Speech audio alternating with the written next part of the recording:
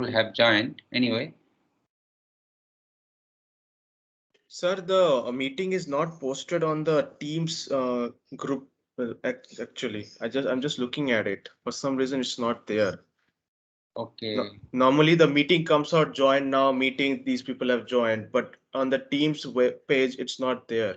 So that's why it was a little bit problematic for me to also to find. Okay. But I have sent a mail also, right? Yes, sir, but not many people look at the mail. They just open up the Teams. Okay. But anyway, I don't know, but it is showing from my side. From your end, I don't know what happened. Okay. From my side, at least I can see it. And then anyway, let me check. This is the problem that you have reported only today. So let me check. I have to talk to the administrator. What is the problem that I will let you know. Okay. Anyway, I'm sending the meeting link as well as. Okay, I'm setting the meeting. Okay, I'll check it. So we can start our class today, right? If we are all ready, we can start it. Okay. Yes, sir. Yeah, that's good. Now today we are going to start a new topic. So far we have discussed statistical learning and machine learning. Right now, clustering technique nowadays is also considered as an important subtopic of the machine learning. But earlier it was treated in a different manner, particularly in the field of data mining. So clustering techniques was very popular. Now, in this class, this is a short class, 1 hour class. So in this class, first I'll try to give a brief introduction to clustering and how clustering is related to machine learning. That also will be highlighted. Now, in order to have clustering method in your data analytics activity, one important concept which is very much it is essential, right? It is called the similarity measures. So today mainly I shall focus on similarity measures. Once we are competent with the knowledge of similarity measure, then we can discuss different clustering techniques. So in this course, I shall discuss mainly two clustering techniques. They are related to two different principles or concepts, namely partitioning and hierarchical algorithm. There are many means more than 100 clustering algorithms are known in the field, but as you know, due to shortage of time, it is not possible to discuss all the clustering techniques in this course. So we shall limit to only partitioning and hierarchical algorithms. So this is the plan. I want to wrap up the course as early as possible because only 2 weeks are available, and out of which 1 week again the Diwali and so other celebration, there is a holiday also. So I shall try so that you can get at least 1 week for your preparation for the test. Right, there are two tests due. One is short term test 3 and then long test 2. So anyway, so 1 week, study preparation, it is I usually give to the student, so it will be planned, right? So I shall try to cover in the next week, if possible, to conclude the course. Anyway, so let's come to the concept of clustering. Now, you can remember while I was discussing machine learning concept, so how a machine can learn.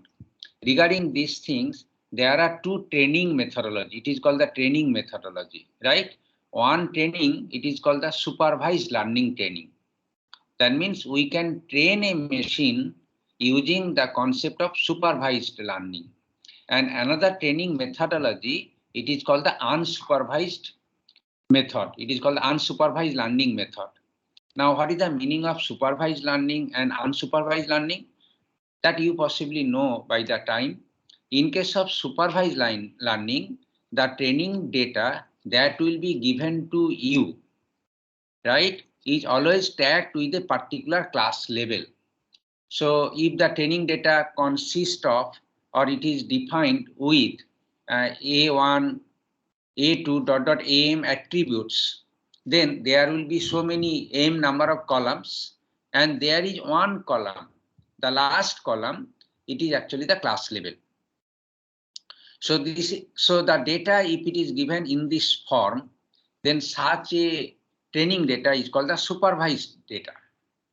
And if you follow supervised data in your learning technique, then it is called the supervised learning.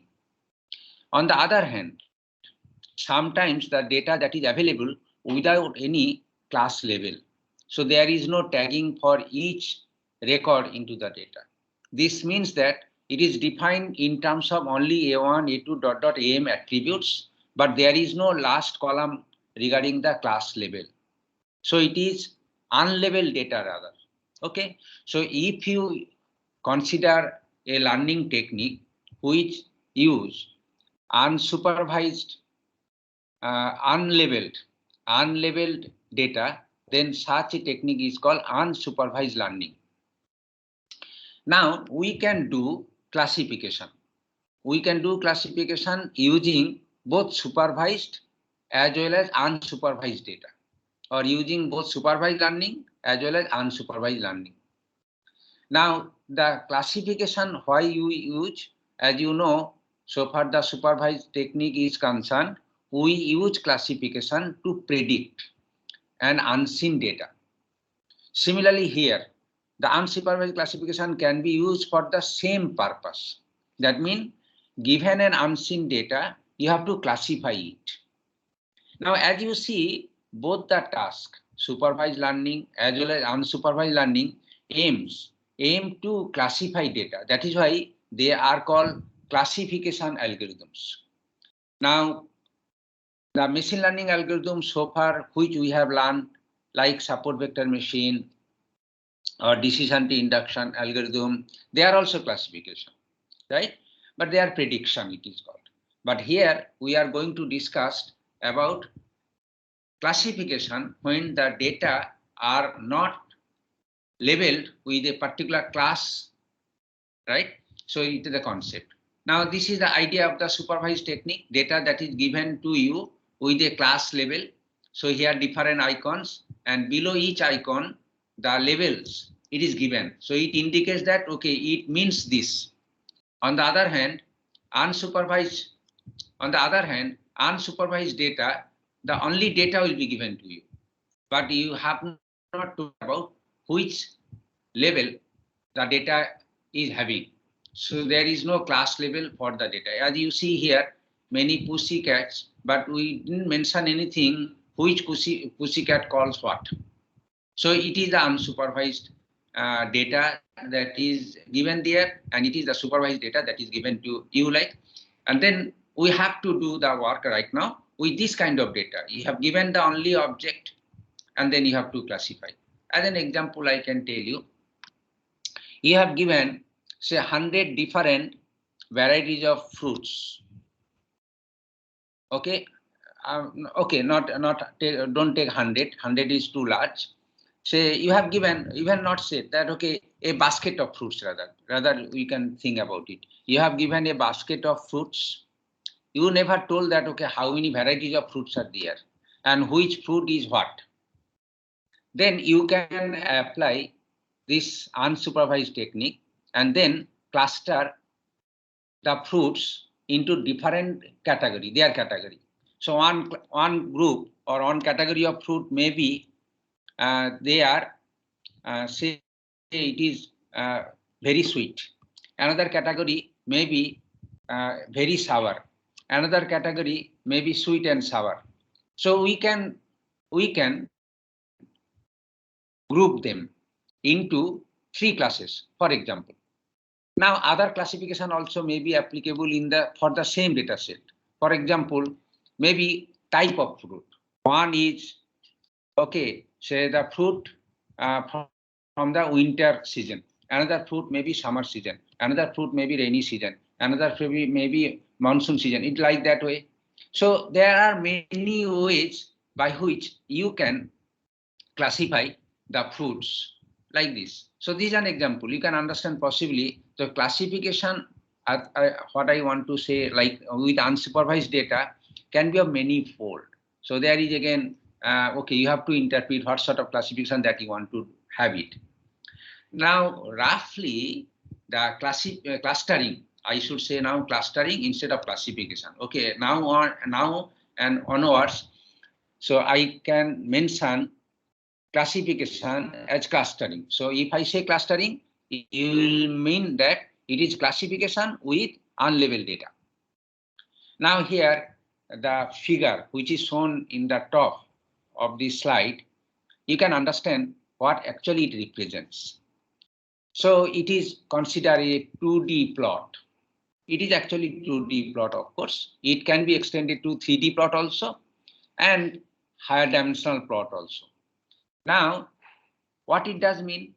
Now in this figure, it is a graph actually. So it plots the different points, the location of different points. Now again, you see each point is defined by two attributes, right? So that is a 2 dimension. Similarly, if it is defined by 3 attributes, then it should be plotted in a 3-dimensional graph. If it is with 4 attributes, then it should be plotted with 4-dimensional graph like this one. So up to 3-dimensional we can visualize, we can think. Up to 4-dimensional, the same concept can be extended, but it is beyond our visualization.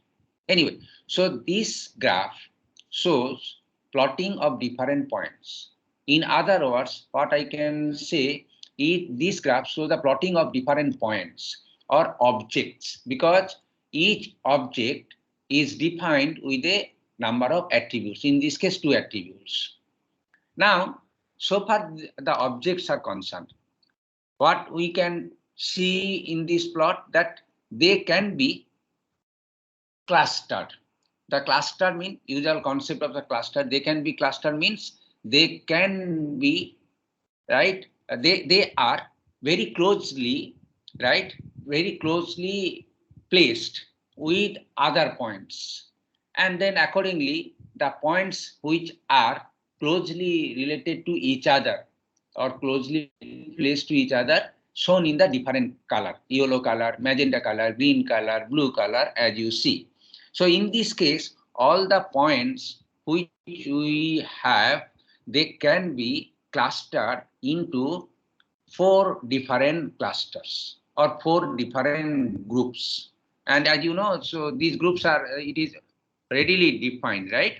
So this group is like this, this is the one group, this is the one group, this is another group, and this may be another group. Okay, now here we can see 4 groups. Now here the idea seems very simple, but it is simple only when maximum 2D plot or 3D plot is given to you.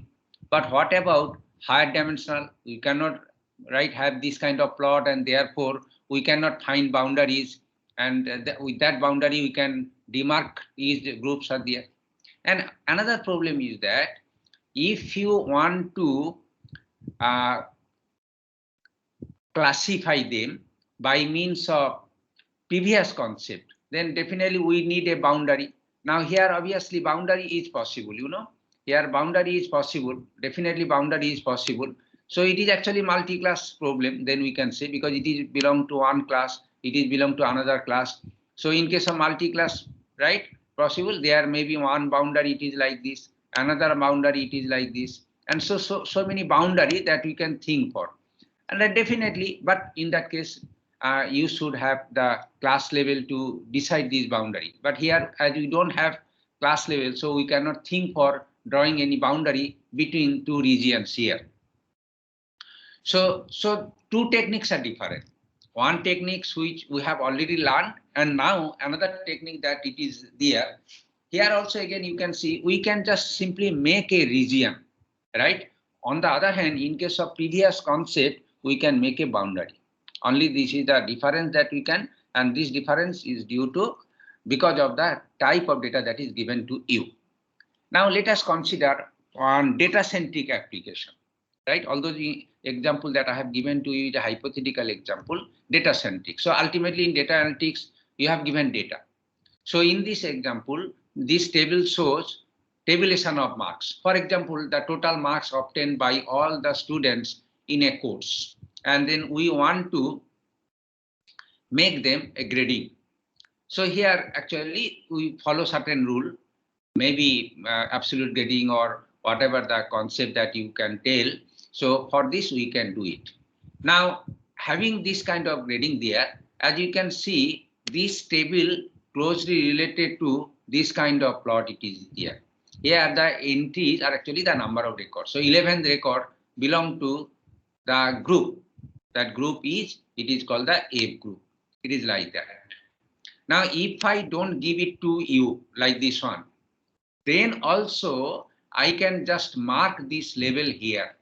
What I want to say, so this is the one group, right? Then I can make this group as a group 1 and let the name of this group be EX. Similarly, another group, it is, I can make this A group. So all the groups which we can have, right? We can label them. Then what is the implication of that? Implication is that if we follow clustering technique, then unlabeled data can be transformed into a labeled data. As we see here, if this is the unlabeled data that is given to you, then after applying these kind of things, we can grade them and it become label. So it is grade is just like a class level. So this is really helpful, right? So clustering can be performed before the supervised learning technique, and then we can use in decision making. But again, directly clustering also can be used for the decision making as well as. For example, an unknown data that is given to you. Now this data, you can decide in which cluster it belongs to. So this data maybe belongs to this class C. Then we can say that, okay, it is actually C group or the grade is C. So this way, some decision making directly from the clustering also can be had. Now here another question, possibly it is coming in your mind. How, okay, without knowing this level, how I can make this grouping? Okay, how we can make this grouping? That are in this group only 3, why not 4 or why not 2 or why not more or less? Now this is the general question that it arises. Now this question can be answered the way how we can do grading in our IT system. Okay, IT system, what is the task of a teacher? The task of the teacher is that teacher will get this kind of marks for a subject that he coordinated. So this is the marks obtained by this one, right? And then his task is to assign each marks into a group. Now how he can do? One rule is very simple. It is called the absolute grading, that if the marks greater than or equals to 90, then the marks will be created as a EX grade. And if it is 80 to 90, below 90, then it can be created as an A grade. And like this way, so there is a rule, and then based on that rule, we can do clustering or grouping. So this is one method. But another method which I want to tell you, it is just like a similar to a relative grading. Like you don't know any rule in that case. You don't have to any rule, but this rule depends on how the marks are very similar to other marks. Now this concept can be considered that the 2 marks, if is not differ by more than 5, right, then we can consider they are very close to each other. Now in this concept, as you see, this is on all the marks which I can make them into group so that they should not be differed by 5. Now here, so this is the one cluster, as I say, it is not based on this absolute grading that, okay, 90, 100, it is there. If it is 90, 100, then only this marks will be treated as EX grade. But because of the close, what is called the association between the 2 marks, here, as I see, 85 and 88 should be in one group. On the other hand, 88 and 91 should be in the same group because the difference between the 2 marks is less than 5. Like this way. So here also, as you see, this one. But here 80 cannot be put into this grade because it is difference is 5 or more. So this way we can have the different clustering. So possibly this is the one method which we can follow, and this is possibly the best method that we can think. This is because it has many good justification, it has good implication, and it is also very easy. And here we usually don't follow any rule, rather only the rule that we have to follow is the best of similarities, right? So similarity means how the two objects are close to each other so that the two objects can be placed into the same cluster or same group. So this is the concept of clustering, which we can extend the idea to a record, a complex record. Now here consider this is the one life insurance database that is given to you, and this is the one record, and these are the records. Now it is our task how all the records can be clustered. So we want to do how this clustering can be done. So what the idea that we have followed for a single right attributes, it can be extended to multiple attributes. But in order to have these multiple attributes, we have to see whether these two records are similar to each other or not. Now here again question is that how we can measure the concept of similarity. Now this is a key point which we will discuss in details in today. Now the application of clustering, in fact, in many domains, in particularly it was very popular once upon a time in case of image analysis, video analysis, document retrieval, and there. But here, before having this clustering to apply into many real-world application, there are few issues that we have to think about it. First of all, whenever we do clustering, the actual number of cluster is not known. You can refer to the example that I told you, the basket of fruits. So you know how many clusters that you can think for. If it is season, or if it is type, if it is your taste. So depending on it is there. Now definitely, so the number of groups or number of cluster, you may not know well in advance, and this is a problem, and that is why it is different. In case of relative grading also, possibly you know that how many different grouping it is possible, right? But in all application it may not be. Another idea is that there may not be any previous knowledge concerning the cluster. That means in case of supervised learning, we know that okay, it belongs to a particular class. But in case of unsupervised data, it can be any. That is actually very hard to define by a data analytics engineer, that what do you mean by any?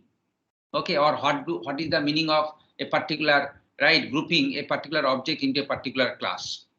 And then final thing is that interpretation of the meaning of each cluster. That means if I say so that okay, I can cluster based on the taste, I can cluster based on the type, I can cluster based on the fruit that is available in a particular season. But this is an interpretation. But if a basket of fruit is given to you, and if you have to cluster, and if that interpretation is not known to you, then you can find it really very difficult that what is the interpretation that a cluster can give to you.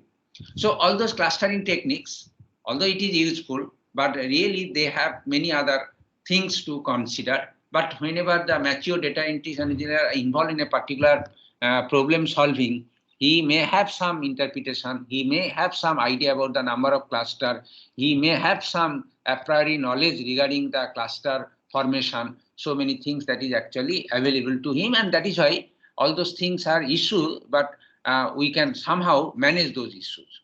Now let's come to the concept, formal definition of clustering technique. So idea, it is very simple. Input in clustering technique is a database. It is actually, you can say, training data set.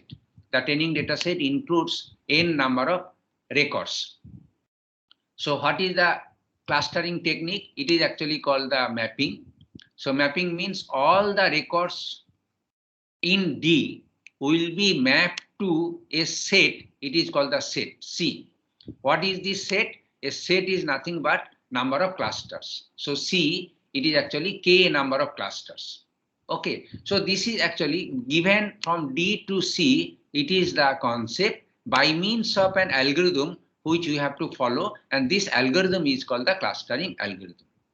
Okay, now so essentially just like a machine learning algorithm, they are also D to a class, right? Here also D to a class, but the mapping algorithm way which we follow in case of supervised learning is totally different than the unsupervised learning. Now here, for this matching F, what is the algorithm should think for? The algorithm should think that all the tuples, those are in D, should be mapped to any to one cluster only. That means each tuple should be mapped to only one cluster. It is not the idea that one tuple should be mapped to one or more cluster. So it is actually in that sense disjoint, or you can say exclusive. Now here, that is why it is called the each Ti in D is to map to any class Ci in C, to one cluster only, right? Next point is very important. For each cluster Ci in C, and for any two tuples, suppose, which is belong to a particular cluster Ci, and if there is any other record which is belong to any other class, let it be Cj, then this is very important. The similarity between the two records which are belong to the same cluster should be greater than similarity between other cluster which is one belong to Ci and another belong to Cj. So this is very important concept. Now here, as you see, I have introduced one concept for mapping or for clustering algorithm. It is called the similarity. Now, what do you mean by similarity? How this similarity can be measured? And once the similarity is available, how the similarity measure can be used to have a clustering. So those things are the point, that is, let us learn one by one. First, I shall discuss what do you mean by similarity. Once we learn it, then I can come to the discussion how similarity can be measured, and in the next class, how the same measurement can be used in clustering algorithm. Okay, so similarity is a very subjective thing actually, you know. So whenever we see something, our human brain can easily check that whether two things are similar or not similar.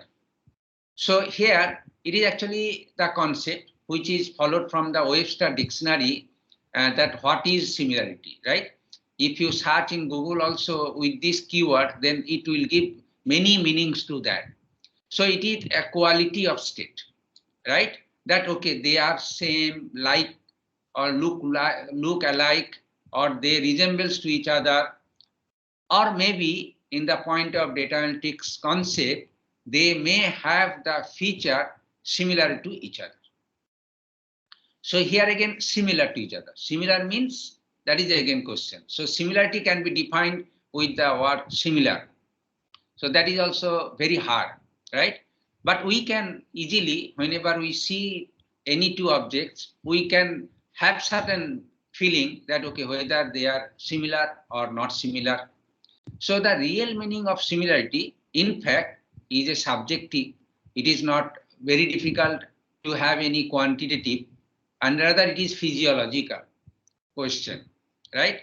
But anyway, in the field of data analytics, we cannot live with this subjective answer or physiological question like. So we have to have a clear quantitative analysis of the similarity concept that is there.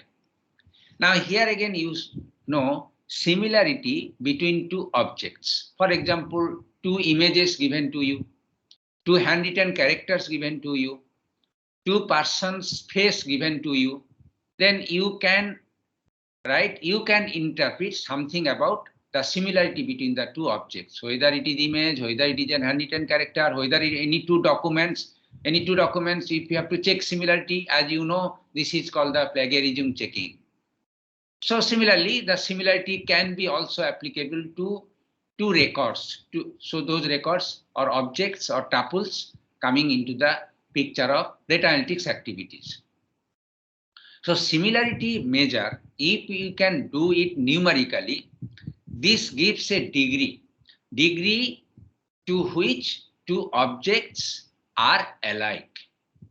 Now, similarity again and dissimilarity, whether they are same or the different, they are antonyms. They are opposite word, of course. But implication or meaning, actually, if you see, same. If they are not similar, then I say it is dissimilar. Alternatively, if they are not dissimilar, then I say it is similar. So dissimilarity is used to decide whether two objects are different. Rather, I can say more precisely the degree of difference between the two objects. Now, both similarity and dissimilarity, in one sense, they can give you some impression about the proximity of the two objects. Now, here again, proximity. Now, you can recall, if the two objects are plotted on a graph, so proximity represents that how close they are. So this information is very useful to make a region. Region means clusters, right? So similarity and dissimilarity, that is the proximity, that is useful to make a region or boundary or a cluster. Okay.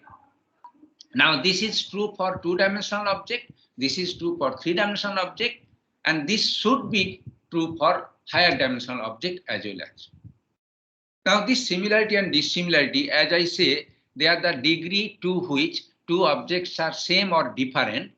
Then what is the quantity that we can have, whether positive quantity, whether any value, negative or positive both, or it is only an integer value, or it is a real value. So these things actually important, right? But I can say at the moment the similarity and dissimilarity are non-negative numbers. So it can be 0, it can be positive value only, and it can be fraction also, 0.25, 1.5, it is like this. So that is why I say here the similarity or dissimilarity values may range from 0. So in this case, 0 value interprets that it is highly similar, highly dissimilar, or no similar, or to some finite or infinite value representing it is a very highly similar or highly not similar or dissimilar. So frequently the distance is used as a synonym for dissimilarity. Now what is the meaning of the idea? It is if the two objects are in a space and if the distance between the two objects are 0, then I can say that they are similar. If the distance is very large, then I can say that they are similar. Now this way, the degree of alikeness or differences can be expressed using the concept of this proximity. Now, how this proximity can be measured? Now again, this concept depends on, because your data type, that is by which your data is defined, or a attribute by which your data is defined, can have different type. That is the Neuer topology which I have told you. You can, okay, now apply those concepts here in details. So suppose an object, first of all, we should consider very simple idea that an object is defined by only a single attribute A. For example, this attribute is length of the object, right? And the attribute A has n distinct values, A1 to 8. So this is the range of values that this attribute A is having, right? Okay.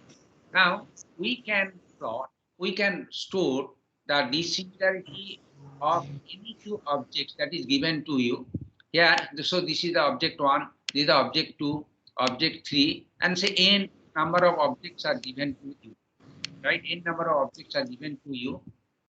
Now, in the diagonal entries, right, if it is representing the dissimilarity matrix, I'm talking about the dissimilarity matrix, the diagonal entry represent the contains the 0 values because they are very similar.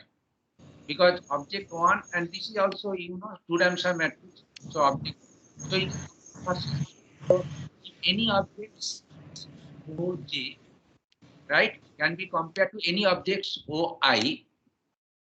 So the entry, right, OI to OJ is the entry. Actually, it is that how the two objects are dissimilar. Now, so the dissimilarity measurement, right, between any two objects out of n number of objects can be stored in the form of a matrix, and the size of the matrix is n cross n, and this matrix can be termed as a dissimilarity matrix, and we can compute for once and then we can use for several times. So this kind of matrix is actually can be obtained upon the pre-processing of the data to store the similarity index or dissimilarity index of all the records that is given to you for your data analytics activities. Now, such a matrix, as I said, it is called the dissimilarity matrix. Now, similarly, the similarity matrix can be obtained. But in that case, all the diagonal entries, right, can have some non-zero values, higher non-zero values, right? It can be 1, it can be 2, it can be 10, depending on. But, right, so these entries can be there. So similarity metric, it is there, right? Now, so in general, what we can say, I don't know whether proximity can be considered similarity or dissimilarity, whatever it be. So this is called the proximity measure, and this matrix, if it is similarity, then the entry will be according to the similarity values. If it is dissimilarity, can be expressed here. And another important is that the entries in this matrix are symmetric. That means only one part of the diagonal is important. Other part is basically the same. So we can have out of n cross n, only n cross n by 2 number of entries are significant for your purpose, because Pij is equals to Pji. Okay. Now let us come to the calculation of these Pij values in between any two attributes. First, we shall discuss about following the Neuer topology. In case of Neuer topology, first simple attributes, it is nominal attributes, or more precisely we can say it is a binary attributes, and binary attributes also symmetric binary attributes. Let us consider the binary attributes, and that is to symmetric. That means both the values of that attribute are equally probable. Now here, for example, gender. Your record, right, person will be defined by the gender only attribute. It can have male or female like this. So it is an example of an instance of your data. Very simple. Only 3 records are there: Ram, Sita, Lakshman, and their gender is also stored there. Now I want to find the similarity between Ram and Sita, or dissimilarity between Ram and Sita. Let us consider similarity. So here, similarity value, let it be denoted by P among different objects. So Ram and Sita, what is the similarity value? They are not matching. So I can say it is 0. If they are not matching, because the binary attributes, either there will be a match or mismatch. So if there is a match, so far similarity is concerned, then I can put 1. And if there is no match, then I can put 0. So in this case, in this example, for this nominal attribute, binary attribute with symmetric concept, we can express the degree of similarity with 2 values only, 0 and 1. So as it is binary, that is why 2 values is possible. Similarly, the dissimilarity. So this is actually dissimilar. Similarity is 0. But if you say dissimilarity between Ram and Sita, again, dissimilarity, there is no match, so I can tell it is 1. And in that case, I can say dissimilarity Ram Lakshman, it is 0. Now, as you see, the similarity and dissimilarity measure, if Pij denotes the similarity and Qij denotes the dissimilarity, with this example, we can say that Qij is equals to 1 minus Pij and vice versa. So this way, the two measurements are closely related, then we can think any one measure it, either similarity or dissimilarity. That depends on, right, your conversation, your competency, your confidence, like this one. Okay. So I can think about only the, right, dissimilarity right now, or similarity. Okay, let us consider dissimilarity right now, right? You can think anyway. Now, so this is actually, we can say, the proximity, right? So proximity measures between two objects which are defined with a single attributes, which we have discussed in this slide. I think this is clearly understandable, very simple. Now, if single attribute, there are two attributes, and both the attribute again binary attribute. So here one is the gender and another is hobby. Both are binary attribute. So in that case, what you can do is you can build a. Now the contingency table will tell about so about it is actually you can say the attribute y. So the two attributes are there. We can have a contribution. The things are there. They are binary. So here attribute x has one value, attribute y one value. Attribute x has one value, but attribute y is 0 value. And it is attribute x 0. If the attribute y is 1, it attribute is x 0 and the attribute y is 0, then it is there. Now, after scanning the entire data set that is given to you, or if you want to compare the similarity between the two records are defined with two binary attributes, then we can see if the value of the two attributes for the first attribute are same or not. Then we can have f1 1, they are means same. If they are not same, f0 0. If one is same but other is different, and like this one. So this way a contingency table can be obtained. So here it is actually matching, you know, and there is no matching this way, right? Now here also you can check yourself with an example that the f00 entries plus f01 plus f10 plus f11 is equals to total number of attributes that is given to you. I have considered for two attributes, but the same idea you can apply for the large number of attributes. But in that case, instead of 1, it will be 1 1 0 0 if the four attributes here, that you can think about it. Anyway, so this is actually a computational procedure by which we can estimate the similarity between any two objects. They are defined either as single attributes or more than two attributes, but they are defined with what is called the binary attributes. And that is also we can about the symmetric binary attributes. Now here is the precise definition of similarity measure if the objects are defined with two or more binary attributes sitting there. So here as you see, it is actually numerator divided by denominator. In case of numerator, number of matching attribute values are there between the two records. And it is actually denominator, total number of attributes are there. So as you see, 0 0 f and 1, they are matching. And there is total number of attributes. This is actually similarity. Similarity D is the number of same. And as you can see, S is equals to 1 minus D or vice versa. So this way, the idea can be extended to binary attributes of binary attributes. Now here is an example. Sir, we cannot hear you. Someone's microphone is on, actually. Yes.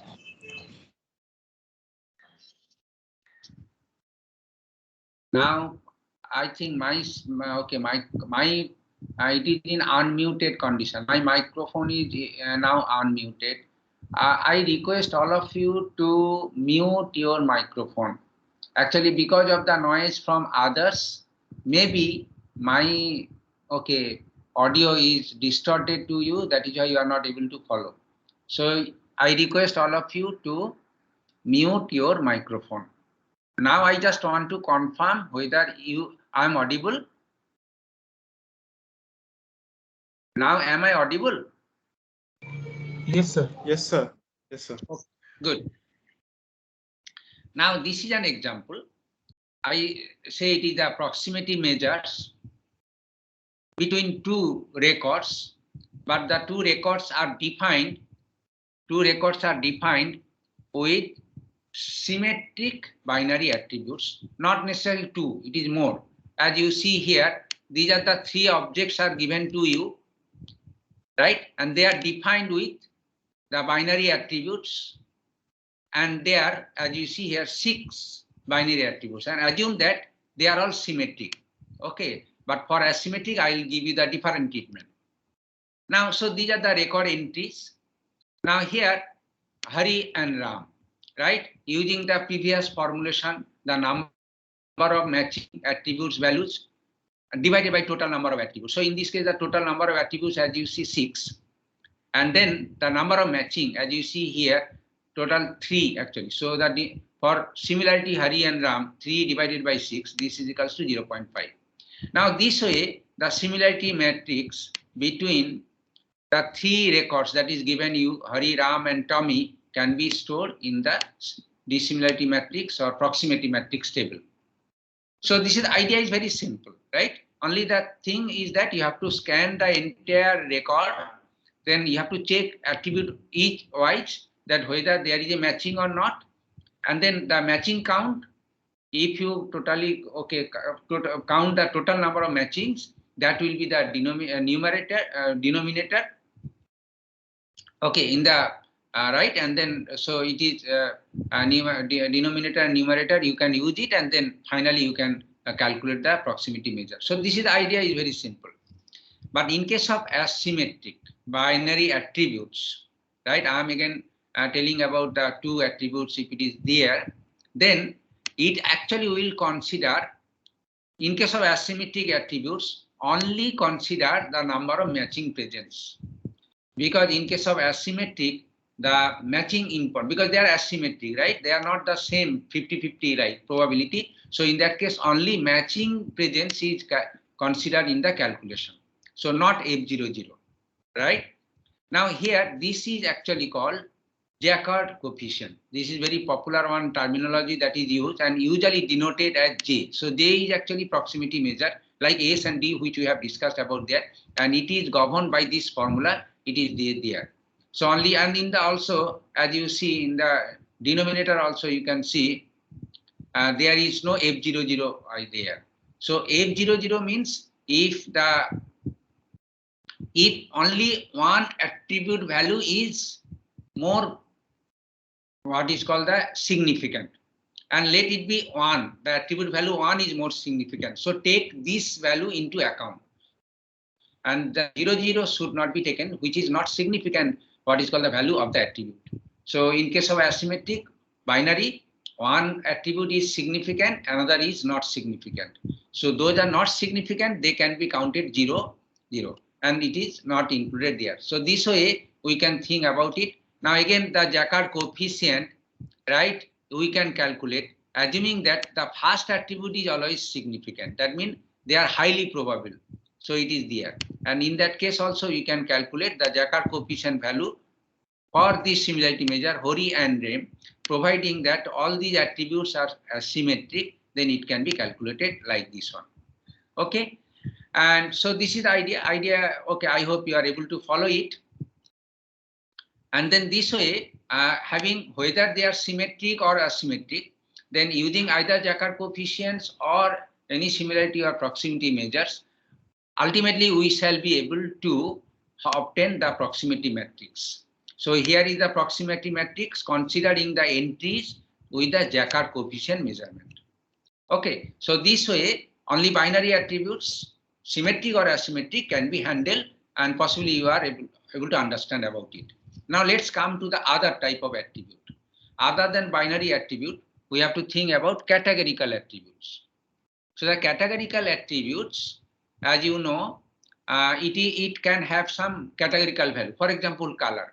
So color has the 3 category of value. It can be 7 also, but in this case, 3 values are there. Now similarly, the similarity matrix can be extended within the same idea about it is actually number of matches divided by total number of attributes considered in your similarity estimation.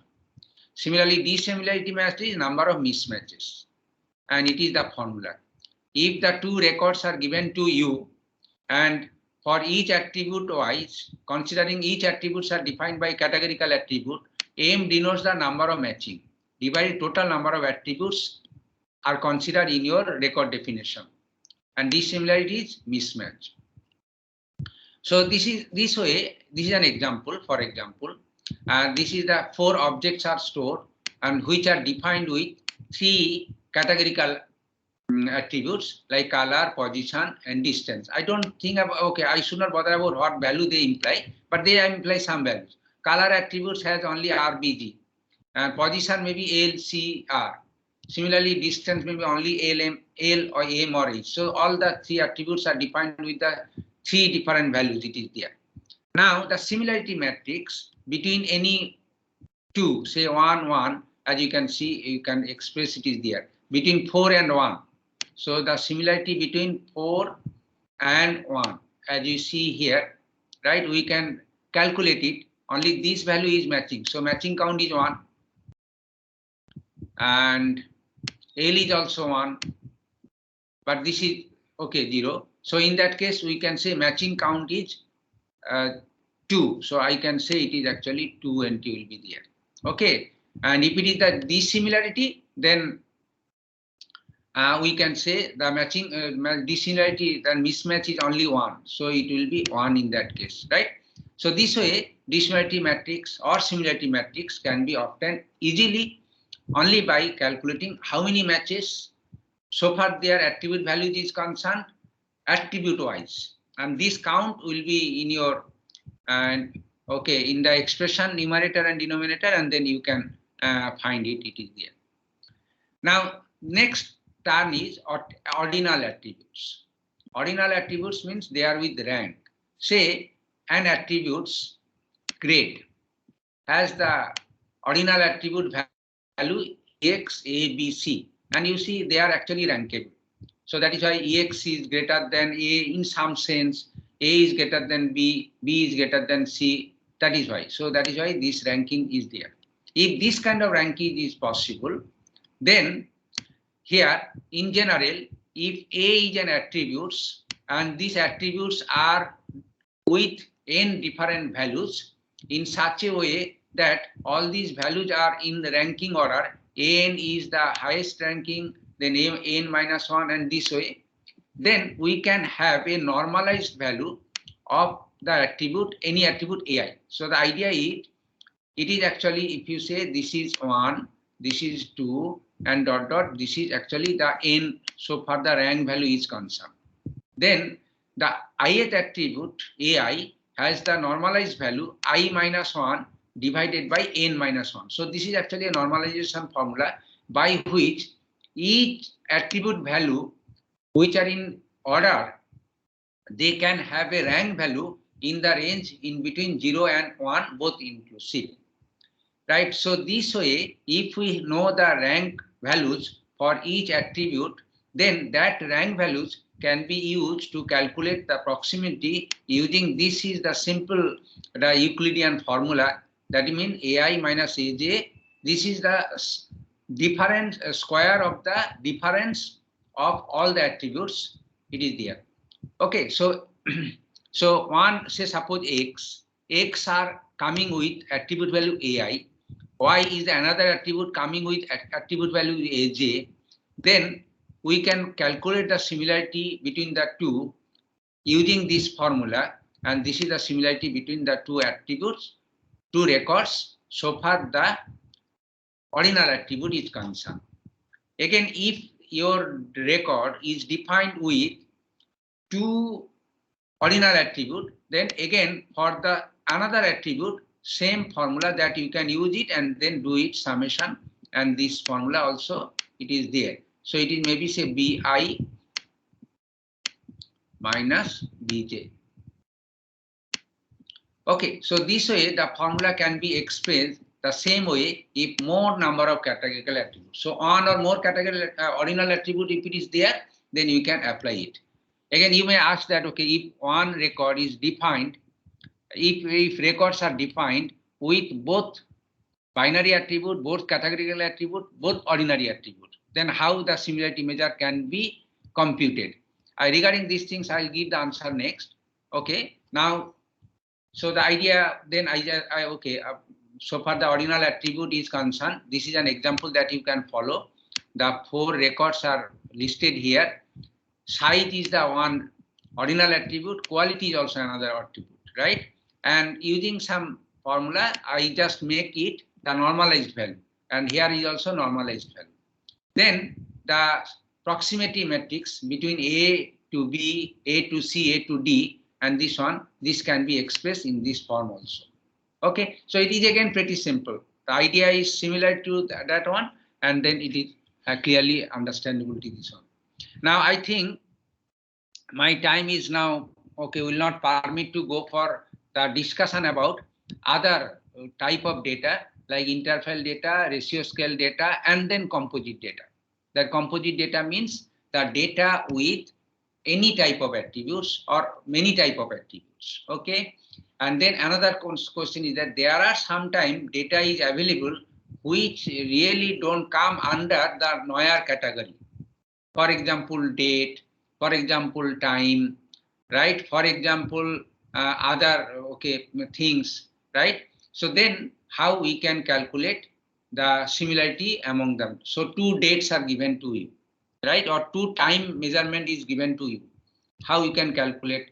You cannot apply the procedure that is there. Anyway, we shall discuss. I think in the next class, I can continue from this slide itself, 29, discussing how the similarity can be measured with other type of data and composite records.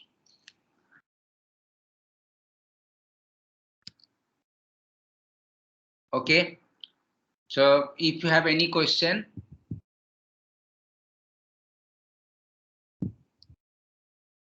I was hoping you can upload the problem questions, sir.